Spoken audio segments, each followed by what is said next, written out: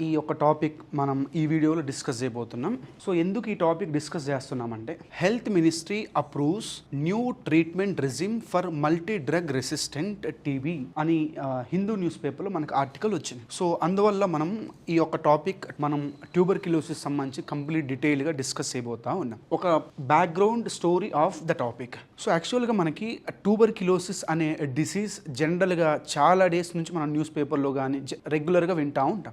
For example X అనే పర్సన్కి tuberculosis disease వచ్చింది. ఈ ట్యూబర్క్యులోసిస్ డిసీజ్ని ట్రీట్ చేయడానికి వై అనే డ్రగ్ అతను యూజ్ చేస్తూ ఉన్నాడు. ట్యూబర్క్యులోసిస్ అనే డిసీజ్ ఏదైతే ఉందో ఆ డిసీజ్ కాజింగ్ ఏదైతే ప్యాథోజన్ ఉందో ఆ డ్రగ్ అతను యూజ్ చేస్తూ ఉన్నాడు కాబట్టి ఆ ప్యాథోజన్ రెసిస్టెన్స్ డెవలప్ చేసుకునే ఛాన్సెస్ ఉంది. సో ఆ ప్యాథోజన్ రెసిస్టెంట్ అయినప్పుడు ఆ డ్రగ్ ఏదైతే తను వై అనే డ్రగ్ యూజ్ చేస్తూ ఉన్నాడో ఆ డ్రగ్ ఇంకా ఆ ప్యాథోజన్కి వర్క్ అవ్వదు అన్నట్టు.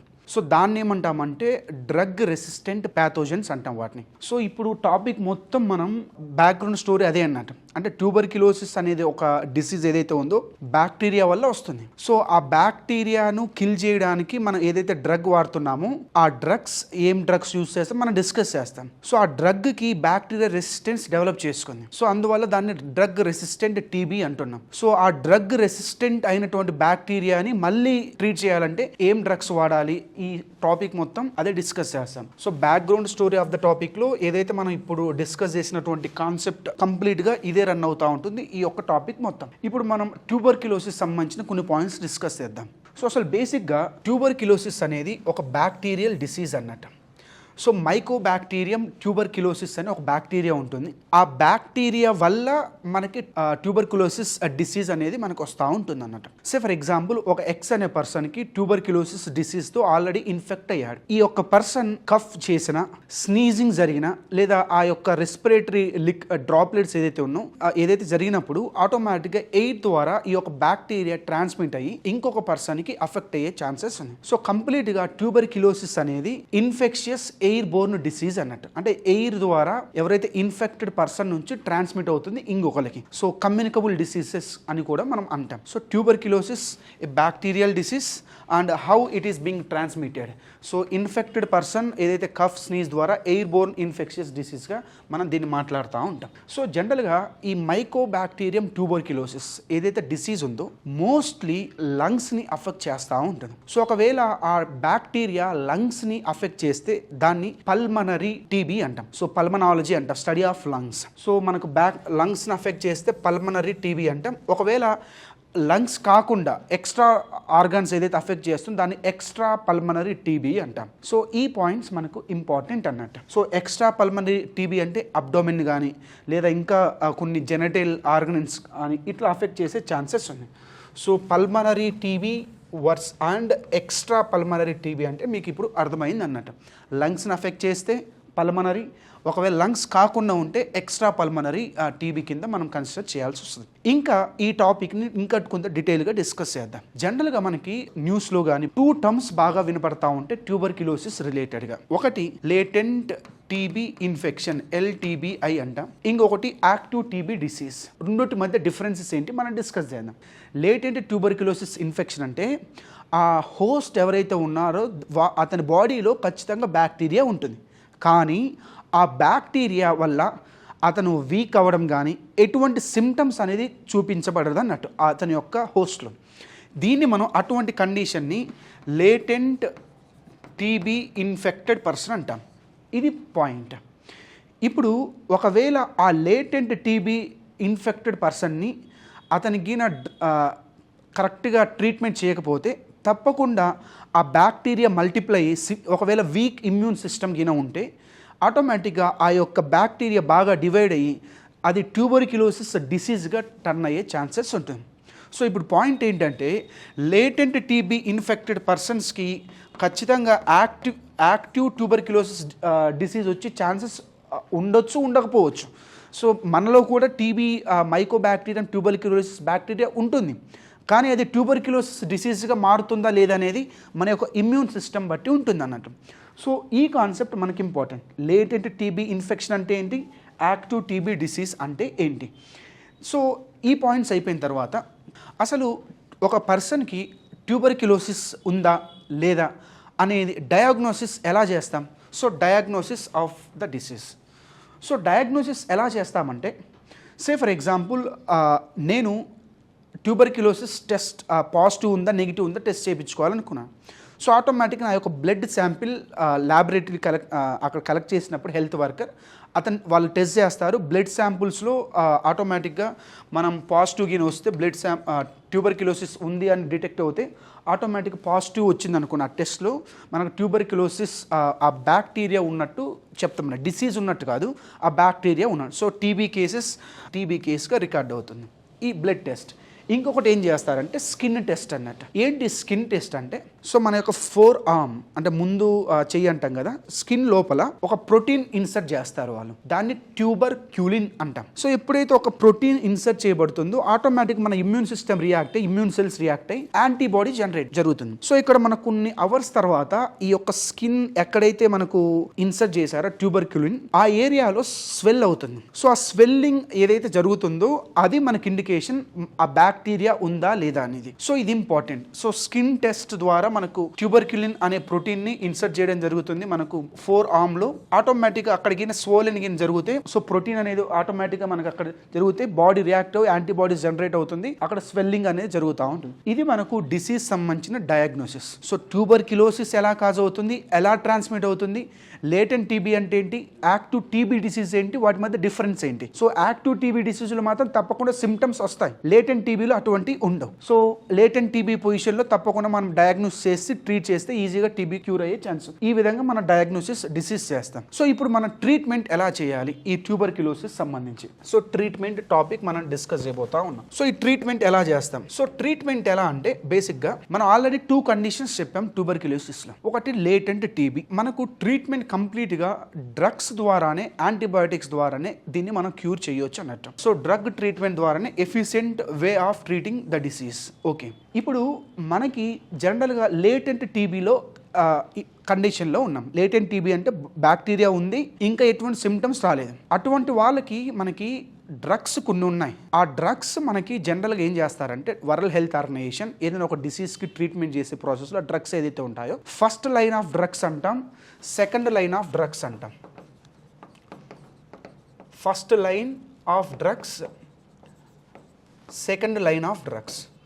సో ఈ first line of drugs, second line of drugs ఏంటంటే ఈ క్లాసిఫికేషన్ ఎందుకంటే సో ఆ డ్రగ్ యొక్క ఎఫికసీ, సో సేఫ్టీ ఇష్యూస్ కానీ ఈ బేసిస్గా మనం క్లాసిఫై చేస్తారు. అంటే ఫస్ట్ లైన్ ఆఫ్ డ్రగ్స్ ఉంటే ఖచ్చితంగా ఆ డిసీజ్ వచ్చినప్పుడు ఆ డ్రగ్స్ ఫస్ట్ లైన్లోనే ఇచ్చేసేయాలన్నట్టు. దాన్ని మనం ఫస్ట్ లైన్ ఆఫ్ డ్రగ్స్ అంటాం. అలా ట్యూబర్క్యులోసిస్ వచ్చినప్పుడు బేసిక్గా డిసీజ్ కాదు, మనం ఫస్ట్ ఆ బ్యాక్టీరియా డిటెక్ట్ అయినప్పుడు పాజిటివ్ వచ్చినప్పుడు మనకి మేజర్గా ఒక ఫస్ట్ లైన్ ఆఫ్ డ్రగ్ ఒకటి ఉంటుంది, దాన్ని ఏమంటాం ఐసోనయాజిడ్ అంటాం. సో ఐసోనయాజిడ్ అనేది మనకి ఒక బేసిక్ స్టేజ్లో ఉన్నప్పుడు మనకి ఇవ్వాలి. ఇది ఫస్ట్ లైన్ ఆఫ్ డ్రగ్ ఎఫెక్టివ్గా వర్క్ చేస్తుంది అన్నట్టు. ఒకవేళ మనం లేటెంట్ టీబీలో ఐసోనయాజిడ్ ఏదైతే ఇస్తామో ఆటోమేటిక్గా చాలా వరకు క్యూర్ అవుతుంది. అలా కాకుండా కొంత ఇంకా డయాగ్నోసిస్ జరగలేదు, అది లేటెంట్ టీబీ నుంచి యాక్టివ్ టీబీకి ట్రాన్స్ఫర్మేషన్ జరుగుతుంది, అంటే డిసీజ్ ఛాన్స్ ఉంది మన వీక్ ఇమ్యూన్ సిస్టమ్ వల్ల. సో ఆటోమేటిక్గా మనకి కాంబినేషన్ ఆఫ్ డ్రగ్స్ని యూస్ చేస్తూ ఉంటారు. సో ఐసోనయాజిడ్ అని, రిఫాంపిసిన్ అని, లేదా పైరజమైడ్ అని, ఇథాంబ్యూటాల్ అని. సో ఇథాంబ్యూటాల్ ఇట్లా 4 కాంబినేషన్ ఆఫ్ డ్రగ్స్ యూస్ చేస్తూ ఉంటారు. సో ఇక్కడ మీరు చూస్తే నేషనల్ ట్యూబర్క్యులోసిస్ ఎలిమినేషన్ ప్రోగ్రాంలో యాంటీ డ్రగ్ రెజిమెన్ కేటగిరీ, దీంట్లో మనకి రిఫాంపిసిన్, సో ఐసోనయాజిడ్, పైరాజినమైడ్, ఇథాంబ్యూటల్ ఇలా మనకు ఒక కాంబినేషన్ ఆఫ్ డ్రగ్స్ యూస్ చేస్తూ ఉంటారు. సో ఈ కాంబినేషన్ ఆఫ్ డ్రగ్స్ని ఒక 6 months మనం కంటిన్యూస్గా యూస్ చేస్తే ఆటోమేటిక్గా మనకు ట్యూబర్క్యులోసిస్ అనేది క్యూర్ అయిపోతుంది. ఇది ట్రీట్మెంట్. మనకు లేటెంట్ ట్యూబర్క్యులోసిస్ ఎట్లా మనం ట్రీట్ చేయాలి, ఐసోనయాజిడ్ యూజ్ చేస్తే చాలు. ఒకవేళ యాక్టివ్ ట్యూబర్క్యులోసిస్ ఉంటే మన ఈ కాంబినేషన్ ఆఫ్ డ్రగ్స్ ఒక 6 months యూజ్ చేసుకుంటూ వెళ్ళాలి. ఈ కాన్సెప్ట్ మనకు ఇంపార్టెంట్. ఇప్పుడు నెక్స్ట్ మనం డిస్కస్ చేస్తున్న కాన్సెప్ట్, దీంట్లో కన్ఫ్యూషన్, అసలు మల్టీ డ్రగ్ రెసిస్టెంట్ టీబీ అంటే ఏంటి. So multi drug resistant TB అంటే ఏంటి. సో ఇప్పుడు ట్యూబర్క్యులోసిస్ అంటే యాక్టివ్ డిసీజ్ ఉన్నప్పుడు మనం డ్రగ్స్ యూజ్ చేస్తూ ఉన్నాం. 4 కాంబినేషన్ ఆఫ్ డ్రగ్స్ మనం డిస్కస్ చేసాం. ఐసోనయాజిడ్ కానీ, సో రిఫాంపిసిన్ అని, ఇథాంబ్యూటాల్ ఇట్లా మనం చెప్పాం. ఈ బ్యాక్టీరియా ఏదైతే ఉందో ఈ డ్రగ్స్ మనం యూజ్ చేస్తూ ఉండడం వల్ల లేదా మిస్యూజ్ చేయడం వల్ల మిస్మేనేజ్ చేయడం వల్ల మిస్యూజ్ అంటే కంటిన్యూస్గా యూజ్ చేయకపోవడం వల్ల ఈ బ్యాక్టీరియా ఆ యొక్క డ్రగ్స్కి రెసిస్టెన్స్ డెవలప్ చేసుకుంటుంది. దీన్ని ఏమంటామంటే డ్రగ్ రెసిస్టెంట్ టీబీ అంటాం. Drug resistant TB. What is drug resistant TB? Drug resistant TB means so first line of drugs ఏదైతే ఉన్నాయో బేసిక్ మోస్ట్లీ ఇక్కడ ఈ కేసులో మన ట్యూబర్క్యులోసిస్లో ఐసోనయాజైడ్ కానీ లేదా రిఫాంపిసిన్ ఈ 2 మేజర్ డ్రగ్స్ ఏదైతే ఉన్నాయో ట్యూబర్క్యులోసిస్ యాంటీ టీబీ డ్రగ్స్ అంటాం వాటిని. ఆ డ్రగ్స్కి బ్యాక్టీరియా స్పందించకపోవడం అన్నట్లు. దీన్ని మనం ఏమంటామంటే సో డ్రగ్ రెసిస్టెంట్ టీబీ అంటాం. So bacteria do not respond to the first line of drugs that is isoniazid and rifampicin. ఇది మనకు మల్టీ డ్రగ్ రెసిస్టెంట్ ఎండిఆర్ అంటాం. Multi drug resistant TB. First line of drugs కూడా అసలు పనిచేయవన్నట్టు. So ఇప్పుడు first line of drugs work చేయనప్పుడు మనం second line of drugs use చేస్తూ ఉంటాం. సో మనకి ఇది important. So multi drug resistant టీబీలో manifest resistant to both isoniazid and rifampicin. So ఈ పాయింట్ మనకు ఇంపార్టెంట్. ఇంకా కొన్ని కేసెస్లో ఏమవుతుందంటే ఈ బ్యాక్టీరియా కంప్లీట్గా సెకండ్ లైన్ ఆఫ్ డ్రగ్స్ కూడా వర్క్ అవ్వవు అన్నట్టు. సో దాన్ని ఏమంటామంటే ఎక్స్టెన్సివ్లీ డ్రగ్ రెసిస్టెంట్ టీబీ అంటాం. సో మనకు ఎక్స్టెన్సివ్లీ డ్రగ్ రెసిస్టెంట్ టీబీ అనేది ఇంకా extreme case of resistance by the bacteria towards the drug అన్నట్టు. So additional resistance to TB drugs. So ఇది మనకు బేసిక్స్ అన్నట్టు కొంచెం. So tuberculosis disease, diagnosis, treatment, what is multi drug resistance TB and extensively drug resistance TB. ఇప్పుడు మన యొక్క article సంబంధించిన topic discuss చేద్దాం. సో అసలు హిందూ న్యూస్ పేపర్లో ఏం మెన్షన్ చేశారంటే ఈ మల్టీ డ్రగ్ రెసిస్టెన్స్ టీబీ అంటే ఆల్రెడీ ఈ బ్యాక్టీరియా ఏదైతే ఉందో ఐసోనైజైడ్కి లేదా రిఫాంపిసిన్కి ఇది వర్క్ అవ్వట్లేదు. వర్క్ అవ్వనప్పుడు ఒక కాంబినేషన్ ఆఫ్ డ్రగ్స్ అనేది అంతకుముందు ఉన్నాయి మన దగ్గర. ఆ కాంబినేషన్ ఆఫ్ డ్రగ్స్ ఏంటంటే ఫర్ ఎగ్జాంపుల్ మనకి క్విలైన్ అని. సో ఇలా కొన్ని కాంబినేషన్ ఆఫ్ డ్రగ్స్ మనకి ఇచ్చేవాళ్ళు అంటే ఓల్డ్ రెజిమెన్లో. సో న్యూ రెజిమెన్ ఇప్పుడు మనం డిస్కస్ చేయాలి. పాస్ట్ రెజిమెన్ ఏదైతే ఉందో కొన్ని ఇచ్చేవాళ్ళు. ఆ పాస్ట్ రెజిమెన్ ఏదైతే ఉందో ఆ కాంబినేషన్ ఆఫ్ డ్రగ్స్లో కొన్ని ప్రాబ్లమ్స్ ఉన్నాయి. ఒకటి మనకు సైడ్ ఎఫెక్ట్స్ బాగా వస్తూ ఉన్నాయి. సో మీకు ఆల్రెడీ నేను చెప్పాను, ఒకవేళ బ్యాక్టీరియా ఎటువంటి రెసిస్టెన్స్ డెవలప్ చేసుకోకపోతే 6 months మనం కంటిన్యూస్గా ఏదైతే డ్రగ్స్ మనం ఇందాక మాట్లాడామో ఆ డ్రగ్స్ యూస్ చేస్తే క్లోజ్ అవుతుంది. ఒకవేళ ఈ బ్యాక్టీరియా రెసిస్టెన్స్ డెవలప్ చేసుకున్నప్పుడు ఒక కాంబినేషన్ ఆఫ్ డ్రగ్స్ ఉన్నాయి అంతకుముందు మన దగ్గర. ఆ కాంబినేషన్ ఆఫ్ డ్రగ్స్ ఏదైతే ఉన్నాయో దానివల్ల కొన్ని ప్రాబ్లమ్స్ ఉన్నాయి. ఒకటి సైడ్ ఎఫెక్ట్స్ అన్నట్టు. సైడ్ ఎఫెక్ట్స్తో పాటు ఏదైతే ట్రీట్మెంట్ చేస్తున్నామో ఓల్డ్ రెజిమ్లో అది 2 years వరకు ఆల్మోస్ట్ 18 to 24 months ఆ లాంగ్ డ్యూరేషన్ మనం కంటిన్యూస్గా ఈ కాంబినేషన్ ఆఫ్ డ్రగ్స్ యూస్ చేస్తూ ఉండాలి. సో అంటే ఆల్మోస్ట్ ఒక పూర్ ఎకనామికల్ వీక్ ఉన్న వాళ్ళకి ఇది చాలా డిఫికల్ట్ స్టేట్ అన్నట్టు. సో అందువల్ల మనకి ఏదైతే హెల్త్ మినిస్ట్రీ ఉందో రీసెంట్గా ఒక new regimen of combination of drugs for multi drug resistant ట్యూబర్క్యులోసిస్కి యాక్సెప్ట్ చేయడం జరిగింది. ఆ కాంబినేషన్ ఆఫ్ డ్రగ్స్ ఏంటంటే ఇక్కడ చూస్తే what does that introduction of new treatment regimen for India's 75,000 drug resistant TB patients. It brings down treatment time to around 6 months from the earlier duration of 18 to 24 months. So అంతమంది 24 months 18 to 24 months వరకు ఉంటే ఇప్పుడు almost 6 monthsలోనే మనకు ఈ combination of drugs use చేయడం వల్ల multi drug resistant TB మనం cure చేయొచ్చు. సో ఏమేమి ఉన్నాయంటే దీంట్లో 4 drugs ఉన్నాయి మనకి. బెడాక్విలిన్, ప్రిటమినిడ్ అండ్ లైనజాలిడ్ అండ్ మాక్సీ ఫ్లాక్సిసిన్ అని 4 కాంబినేషన్ ఆఫ్ డ్రగ్స్ అనేది మనకు ఇప్పుడు కొత్తగా యాక్సెప్ట్ చేసి ఇది రీసెంట్గా ప్రిటామానిడ్ ఏదైతే ఉందో రీసెంట్గా మీరు చూస్తే మనకు డ్రగ్ అథారిటీ ఏదైతే ఉందో ఇండియాలో ఇది రీసెంట్గా ఇండియాలో యూజ్ చేయొచ్చు అని చెప్పింది. సో మనకు ఎలా కాంబినేషన్లో వాడవచ్చు అంటే ప్రిటామినిడ్ని బెటాక్విలిన్ అండ్ సో ఆటోమేటిక్గా లైనజాలిడ్ ఈ 3 కాంబినేషన్లో లాస్ట్ వన్ మాక్సీ ఫ్లాక్సిన్ ఏదైతే ఉందో అది యూస్ చేసినా చేయకపోయినా ఈ 3 కాంబినేషన్లో మనం ఏం చేస్తే ఆటోమేటిక్గా ఒకటి సేఫ్ ఉంది, healthier, at the same time duration చాలా మినిమల్ అన్నట్టు. ఇది మనకు యాక్చువల్గా ఆర్టికల్లో ఉన్నటువంటి topic. It has been proven to be safe, more effective and a quicker treatment option than the previous MDR treatment అన్నట్టు. ఈ points we have to keep in mind. So ఇది మనకు హిందూ న్యూస్ పేపర్లో వచ్చినట్టు ఆర్టికల్. సో మనం ఏం చేయాలంటే అసలు ఇండియాలో టీబీ సంబంధించి ఎలిమినేషన్కి ఏమేమి గవర్నమెంట్ సైడ్ నుంచి స్టెప్స్